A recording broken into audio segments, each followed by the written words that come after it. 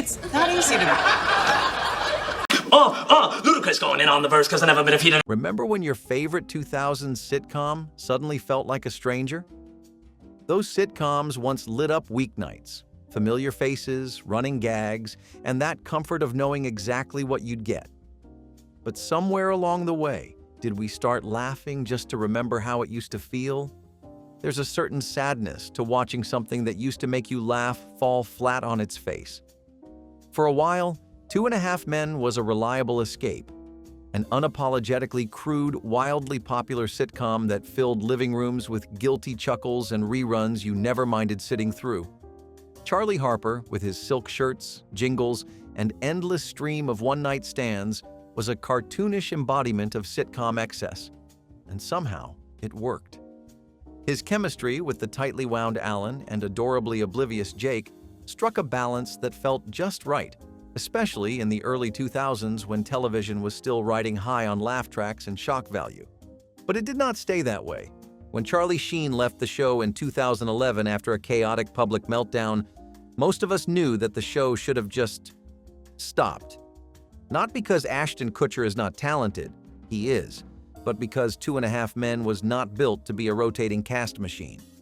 Charlie was not just the lead, he was the foundation. Trying to rework the show without him felt like patching a boat that had already sunk. And yet, the show stayed on air for 4 more years. By then, Jake had gone from adorable to invisible. Alan had become a walking punchline instead of a character. And Ashton Kutcher's Walden Schmidt, the billionaire tech guy, never really connected. He felt like a guest overstaying his welcome. The tone shifted awkwardly too. It was suddenly about startups and surrogate babies and relationships that lasted 2 episodes instead of 20. The jokes leaned more into absurdist territory, but lacked the grounding that made the original dynamic work. And the laugh track never gave up. No matter how flat the punchline was, there it was. Canned laughter, trying to convince you something was still funny. Viewers kept watching at first, mostly out of loyalty or curiosity. But the heart of the show had moved out long ago, and the body that remained was just shambling along, saying the same old lines to a crowd that had stopped clapping. It became clear that the studio wanted the brand to last longer than the spark ever could. A show that once thrived on the chaos of a hedonistic jingle writer and his reluctant, buttoned-up brother devolved into something that just filled time between commercials. The finale, in many ways, was a strange attempt to wink at everything the show had become. Self-aware, smug, and oddly bitter. They teased Charlie's return, made meta-jokes about sitcom tropes, and then crushed a piano on the character's head. It was trying to be clever, but mostly felt like a grudge airing itself out on national television. There's no shame in ending a show when it's had its run. In fact, that's how you preserve what made it special. But 2.5 Men dragged itself across the finish line on pure inertia. It started as something crude but lovable, and ended as a ghost of itself, still cracking jokes, but no one really laughing anymore. It hurts a little more when the show in question once made you feel something. How I Met Your Mother was not just a sitcom. It was the kind of show that snuck up on you with real emotion. You tuned in for the jokes, the flashbacks, the clever storylines, and then it would hit you with something like Marshall's dad dying or Ted getting left at the altar, and suddenly you were crying at a show with a laugh track. But here's the thing about feelings. They only work if you earn them. And by the time How I Met Your Mother crossed into its 8th and 9th seasons, it had stopped earning them. Characters kept cycling through the same arguments, the same setbacks, the same revelations that seemed to disappear by the next episode. Ted still could not move on. Robin was still emotionally unavailable. Barney was still pretending to change, but never really did. And somewhere in the middle of all that, Lily and Marshall were just kind of there. It is not that the show lost its voice. It is that it kept talking long after it had something new to say. The 9th season, which took place almost entirely over one weekend, Barney and Robin's wedding, was an ambitious choice, but not a wise one. By then, viewers had been waiting 9 years to meet the mother. And when we finally did, she was wonderful. Warm, quirky, believable. The kind of person you could actually imagine Ted falling for. And then they killed her. In the final episode. Off-screen. It was not just a plot twist. It was a betrayal, because the show had spent years, literal years, convincing us that the entire story was about how Ted met the love of his life.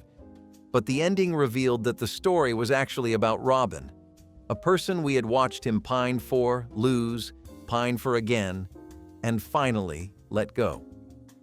Or so we thought.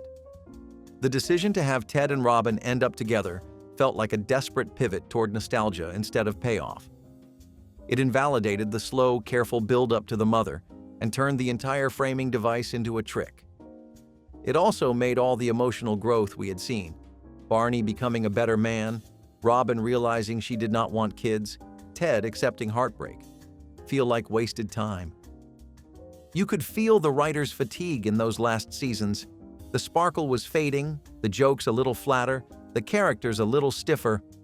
And yet, the show kept going because the brand was still strong and the ratings were still decent.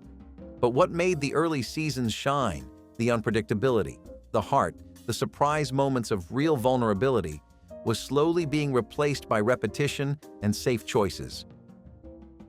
When a sitcom keeps asking you to feel and then punishes you for doing so, it leaves a bitter taste. How I Met Your Mother was once a beautiful balance of sentiment and silliness. But by the end, it had stopped listening to its own lessons. And all we were left with was the sound of a story that had gone on too long, echoing back at us through that yellow umbrella. There is something sacred about a show that understands when to walk away. The Office almost did that.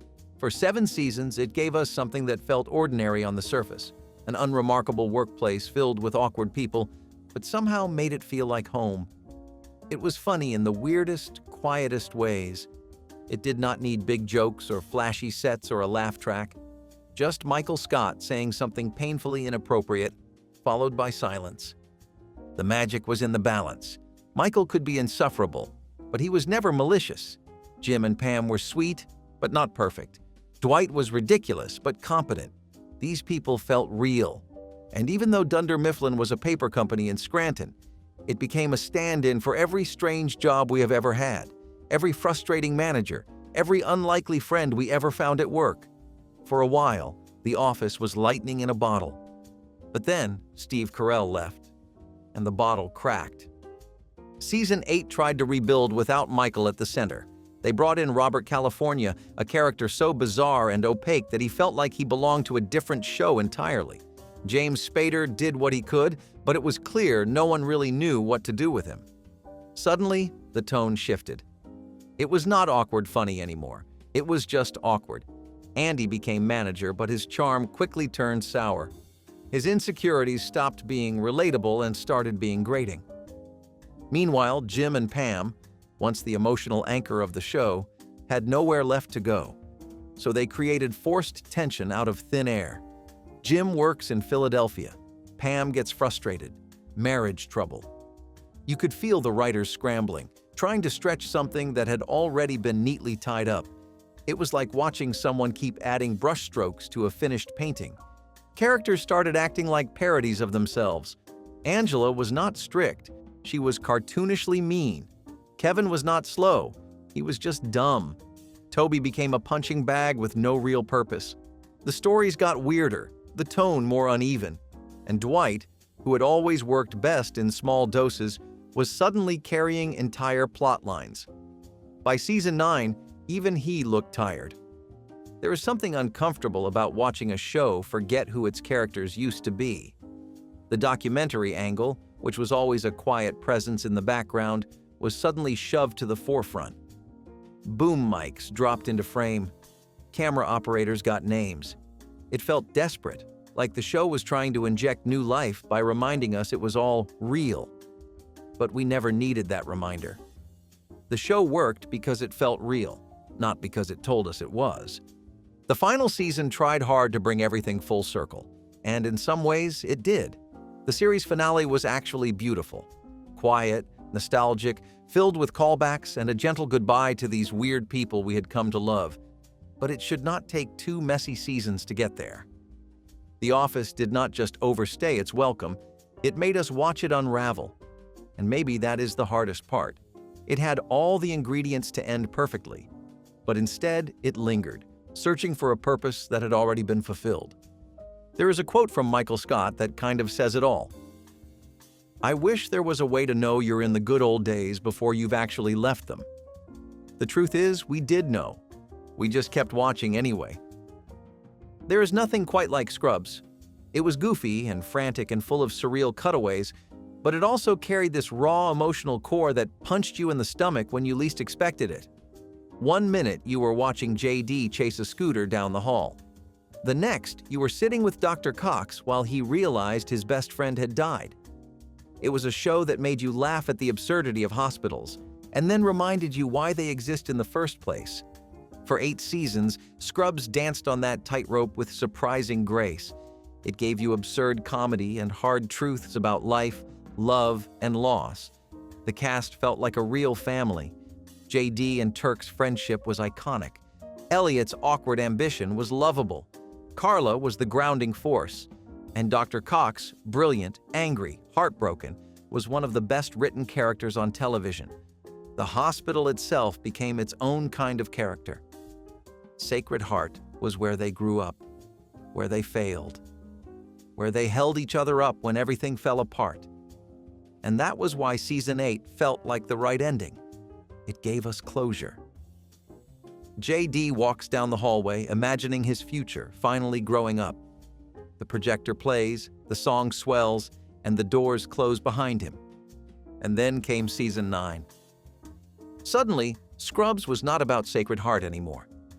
It was about a new med school, new characters, and a cast that felt like background noise to their own story. Only a few of the original actors returned, and even then, it felt half-hearted. JD became a part-time mentor, popping in with bits of old energy, but mostly just reminding us of what used to be. The shift was jarring. The humor tried to stay the same, but the spark was missing. The new students felt like watered-down versions of the originals, trying to recapture magic by imitating it. There was no Carla. Turk was barely around. And Dr. Cox, once the emotional linchpin of the show, now looked like he was just clocking in. The tone was off too. The jokes did not land the same. The heart was buried under too many attempts to reboot something that did not need fixing. It was not the continuation of a beloved story. It was a spin-off wearing the old show's clothes. And fans felt it. The ratings plummeted. The warmth, the emotional depth, the sense of familiarity, it all faded.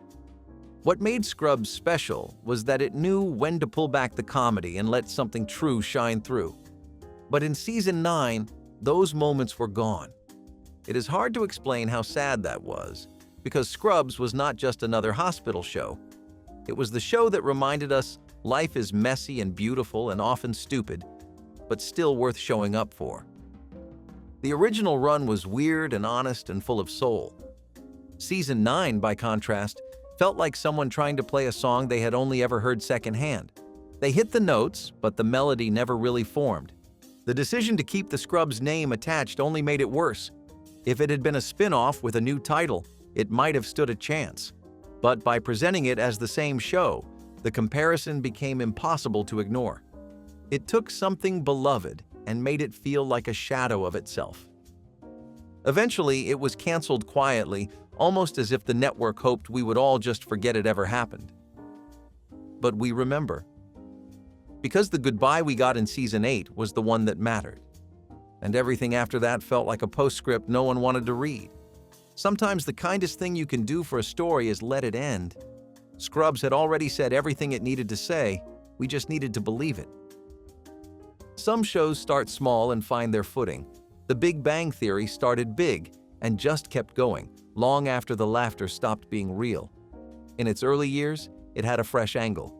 Nerd culture had not been mined to death yet, and there was something strangely comforting about a group of hyper-intelligent, socially clueless guys trying to navigate the world outside of comic books and theoretical physics.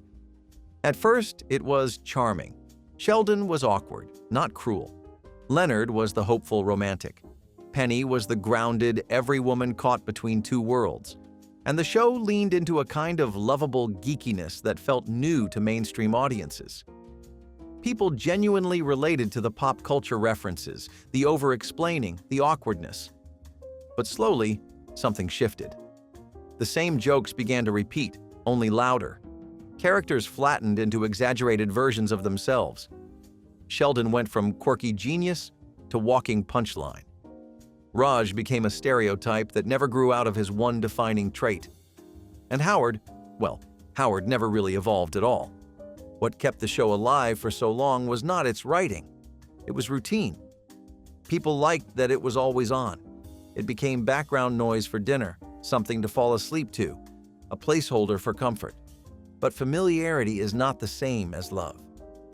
And The Big Bang Theory stayed in that safe, predictable lane for 12 seasons. When Amy and Bernadette were introduced, there was a brief jolt of new energy. Amy, especially, brought out new sides of Sheldon that made you think maybe the show still has room to grow. And for a while it did, but even though stories started looping, Amy would push for intimacy, Sheldon would resist, cut to the laugh track, repeat. As the seasons dragged on, the characters matured on paper, but the show refused to let go of its formula. Leonard and Penny got married, but it never felt like anything changed. Raj had entire arcs about confidence, only to end up exactly where he started. Howard became a father, but still cracked jokes like a college freshman. By the final seasons, it felt like the show was being kept alive by inertia. It was one of the highest-rated shows on television, but few people could point to an episode and say, "That one moved me." It was not trying to surprise anyone anymore. It was just there, like an aging sitcom set lit up for the 100th time, telling the same story in slightly different clothes. And then came the ending. After 12 years, Sheldon wins the Nobel Prize, and suddenly, everyone gets a bow. It was meant to be triumphant, and yet, it felt hollow. Because by then, all the big moments had already been squeezed dry. The story had stretched past its natural end so many times that the final chapter barely registered. You can feel when a show has said everything it needed to say, but when the money is good and the brand is strong, it becomes easy to keep telling the story long after its heart has stopped beating. The Big Bang Theory was once a show about outsiders trying to find connection, but by the end, it was about staying the same, no matter how much the world changed. Maybe the real problem was not that the show got worse. Maybe it just got tired. And so did we. Nostalgia can be a powerful thing until it turns into a trap. That 70s show started with such a clear, vibrant tone. It captured the boredom and freedom of being young in a small town, with nowhere to go and nothing to do but sit in your parents' basement and talk about nothing. It was light. It was funny. It was familiar, even if you were not alive in the 1970s. What made the show work was not just the bell-bottoms or lava lamps. It was the chemistry. Eric, Donna, Hyde, Jackie, Kelso, and Fez, 6 teenagers who somehow felt like they had known each other forever. There was tension, sure, breakups and makeups and dumb decisions, but it was always grounded in that one sacred place, the basement. That was the heart of the show. Red and Kitty, with their perfect balance of deadpan sarcasm and warm cluelessness, were the glue that kept the whole thing from floating away. You could feel the show operating on 2 levels, the teenage world of crushes and crush egos, and the adult world of bills and broken dreams. But then Eric left, and everything fell apart.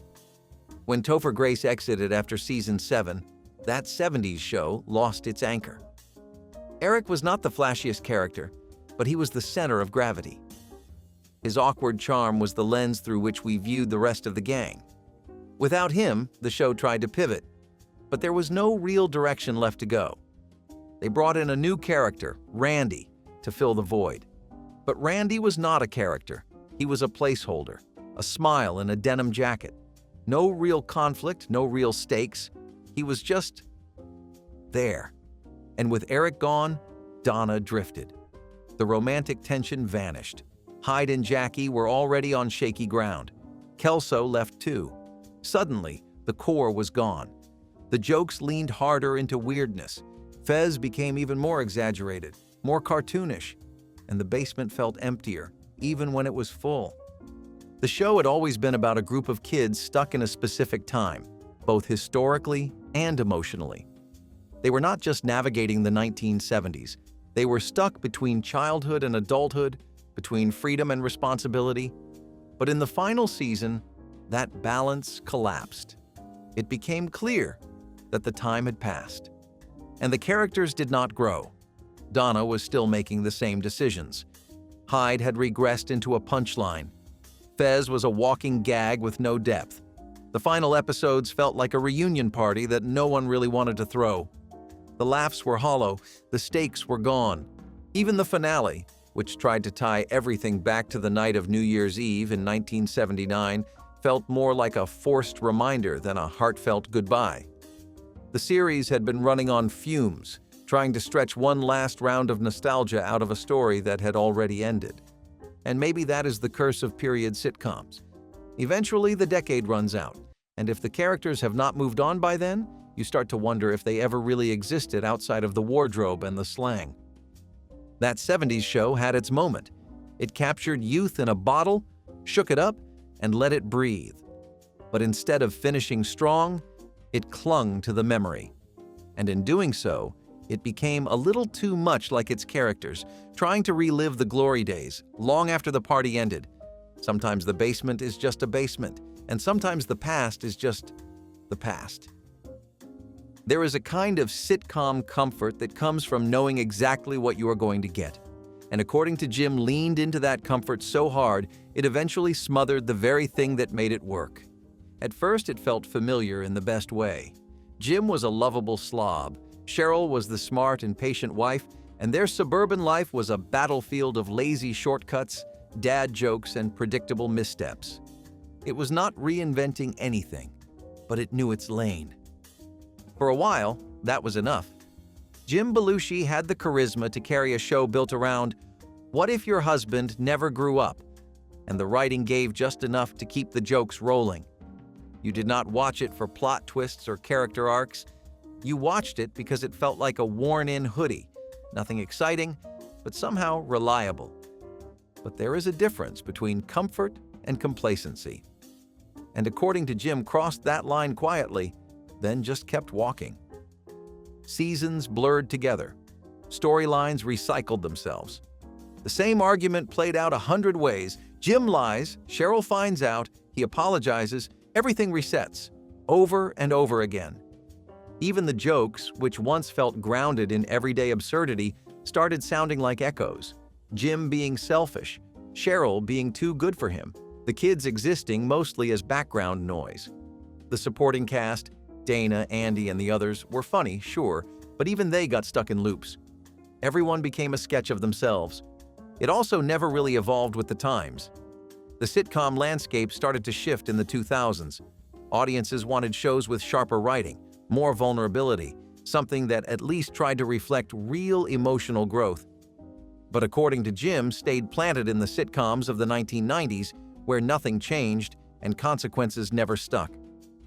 Even when the show introduced more kids into the family, twins no less, it felt more like a desperate attempt to reboot the same dynamic, not a natural progression. More babies, more chaos, same punchlines. There was no deeper look at how parenting had changed or how Jim and Cheryl were growing together. It was just more of the same, louder and messier. And yet the show just kept going. For 8 seasons, 182 episodes. It even survived cancellation more than once, brought back like a sitcom zombie for just one more season. And by the end, you could feel the fatigue, not just from the cast, but from the writing itself. The stories became broader, more cartoonish. The characters lost whatever edge or charm they once had. It was not an ugly decline. It was a slow fade, the kind where you do not even notice it happening until you realize you have not laughed in a few episodes, and then a few more. The final season barely felt like a farewell. No big emotional send-off, no dramatic transformation. Just another series of predictable setups and canned punchlines. The show ended the same way it lived, shrugging, cracking one last dad joke, and walking out of the room like nothing had ever happened. And maybe that is the most according to Jim thing it could have done. It never tried to be groundbreaking. But instead of wrapping things up while it still had some heart, it coasted into the background, familiar, unchanging, and eventually forgotten. It is not that comfort shows are bad, but even comfort wears thin when you refuse to let anything grow. There is a particular kind of sitcom that always feels like it is on, but no one remembers actually watching it. Rules of Engagement was that show. Always somewhere in the lineup, never anyone's favorite. But somehow it lasted 7 seasons. The premise was built on contrast: the newly engaged couple, the long-married couple, and the eternally single guy. That triangle of relationship stages had real potential, and early on, it delivered a few decent laughs. David Spade's Russell was the sleazy bachelor you loved to roll your eyes at. Jeff and Audrey were the sarcastic veterans of domestic life, and Adam and Jennifer were the bright-eyed, slightly clueless newbies. It was not subtle, but it was watchable. The show understood its formula and leaned into it. But that was also its curse, because it never once stepped outside of that formula. 7 seasons of the same jokes, the same dynamics, the same situations, dressed up slightly differently. Jeff hates change. Audrey rolls her eyes. Adam is naive. Jennifer is patient. Russell hits on someone and gets rejected. And then, repeat. It is not that the characters were bad, it is that they were stuck. There was no emotional depth, no long-term arcs. You could watch any episode from any season and barely notice the difference. That might be fine for a season or two, but for 7 years, that sameness starts to wear you down. Even when the show tried to evolve, like introducing surrogate pregnancy plots or attempting romantic arcs for Russell, it never landed. The emotional beats felt forced, like the writers knew they needed to shift things but did not believe in the changes themselves. The biggest issue? Rules of Engagement was terrified of sincerity. Every attempt at a serious moment was immediately undercut by a joke. Every hint of growth was walked back by the next episode. It was a sitcom too scared to become anything more than a sitcom. And then there was the strange way it kept surviving. It was never a ratings juggernaut. Critics rarely paid attention, but it filled a network gap, did just enough to stay alive, and somehow outlasted shows with more ambition and heart. In its final season, the writing was thinner than ever. Characters had become hollow shells of their former selves. Jeff was no longer grumpy and lovable, just grumpy. Russell's womanizing got more desperate. Adam's innocence turned into obliviousness. You were not watching people anymore. You were watching bits. The series finale offered a clean conclusion: marriages, babies, moving on. But it was all tied up in a single episode, like someone packing up an apartment in a day just to be done with it. No slow goodbye, no meaningful reflections. Just one last bow and a thanks for sticking around. And honestly, most people did not. Rules of Engagement was a placeholder show. Not terrible, not great, just there. And when it finally ended, it left the same way it existed, quietly, without making much of an impact. There is nothing wrong with a show being average, but stretching average across 7 seasons? That takes a special kind of endurance, or maybe just really efficient scheduling. When a show ends with a perfect goodbye, you should probably leave it there. Will and Grace had that. A final season that gave us closure, a flash forward that imagined marriages, kids, and years of life unfolding beyond the screen. The 4 friends grew up, said goodbye, and moved on. It was not flawless, but it felt complete. And then, over a decade later, the show came back. At first, the revival felt exciting. The original cast returned, older but still snappy. The same sharp rhythm, the same Manhattan apartment, the same oversized personalities. Grace still neurotic, Will still controlled, Karen still unfiltered, Jack still Jack. It was almost comforting, like stepping into a party you thought was over. But the price of comfort was something deeper. The show had to undo its own ending. That emotional finale? Ignored. The kids, the marriages, the growth? written off as a dream or alternate timeline. Suddenly, the characters were single again, back in the same apartment, with the same jokes.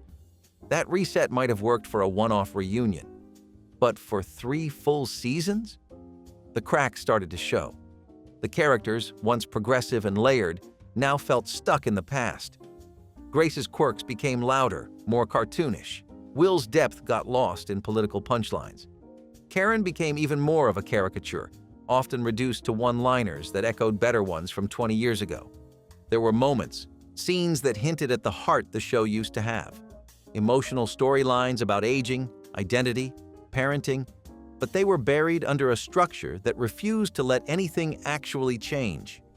It was a revival that kept reaching backward, hoping the past would still fit. But the world had changed. Television had changed. Audiences had changed. And Will and Grace, as much as it tried to stay relevant, could not quite catch up. By the time the second finale rolled around, the show seemed ready to admit it too. A smaller ending, more restrained, almost quiet. Like it knew this time it really was goodbye. But the truth is, we already said goodbye once, and that one still felt better. 8 Simple Rules, 2002 to 2005. Some shows end because they run out of ideas. 8. Simple Rules ended because life changed in a way no one expected.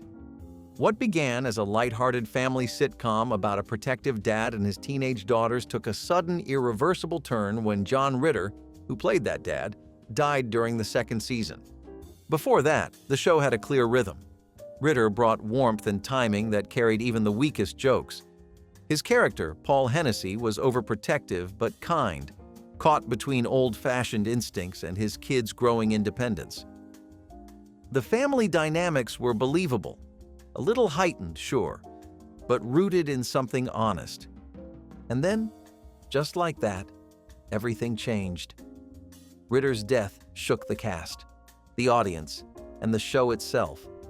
They chose to continue, not out of denial, but as a kind of tribute. The tone shifted. The third season leaned more into ensemble moments. More screen time for Kate, the mom, more from the kids. New characters came in, David Spade as the sarcastic cousin, James Garner as the grandfather. But the show never really found its footing again. It tried to mix comedy and grief to pivot from one kind of sitcom into another. But the core had been built around a father-daughter relationship that was suddenly gone. What remained felt patchworked. It was not anyone's fault. The writers did what they could. The cast tried to hold it together. But the show's identity, its emotional center, was lost. Eventually, ratings dropped. Audiences, still fond of the show, began tuning out. It ended after 3 seasons, quietly. Not because it had overstayed its welcome, but because the show it started as simply could not exist anymore. Some shows go too long. This one didn't go long enough. Which of these sitcoms made you laugh too long, and which one should have said goodbye sooner? Share your thoughts below, tap like if you felt the decline, and hit subscribe so you never miss a story that went just a little too far.